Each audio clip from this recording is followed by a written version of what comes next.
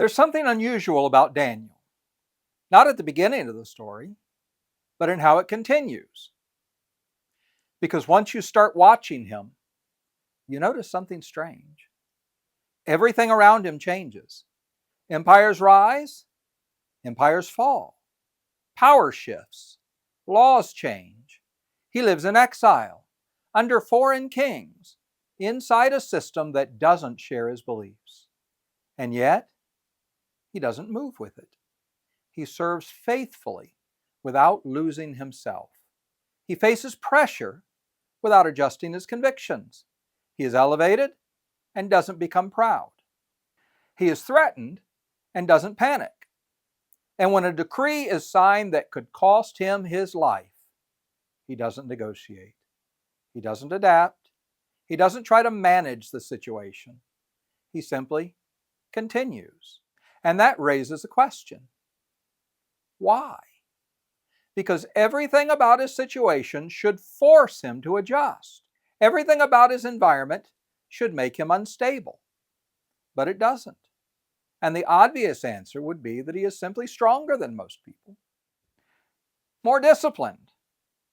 But there were disciplined men around him who didn't hold, more certain, but everything about his life should have shaken that. More righteous, but righteousness alone does not remove fear when everything is at risk. So something else is happening here. And this is where it gets uncomfortable. Because if you're paying attention, you already know you don't live like this. You adjust. You compensate. You manage yourself based on what's happening around you. You become more careful, more controlled, more reactive, because something in you knows if you don't adjust, you might lose everything. So whatever is holding him is not what's holding you. Because if he were holding himself together, this would be the moment he breaks. But he doesn't. And the reason is simple. He is not depending on himself to remain what he is.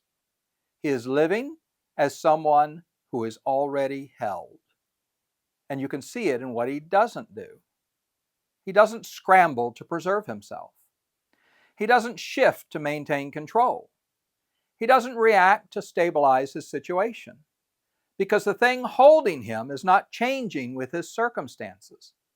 And that's the difference. Most of us are constantly adjusting, trying to maintain ourselves, to stabilize ourselves, to hold everything together. And for a while, it works, just like everything else we've talked about.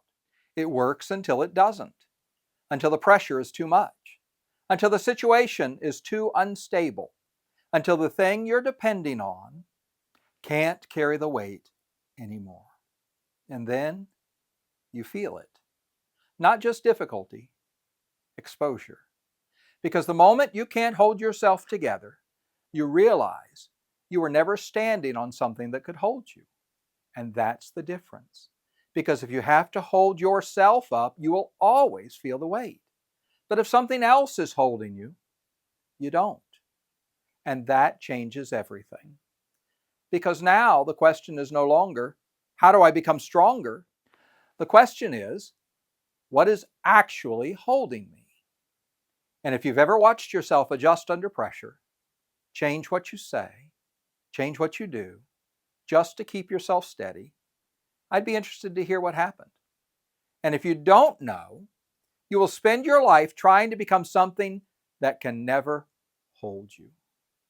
Next time, we're going to stop looking at examples and finally answer the question, what actually holds? I'm James Burke. This is Where to Stand.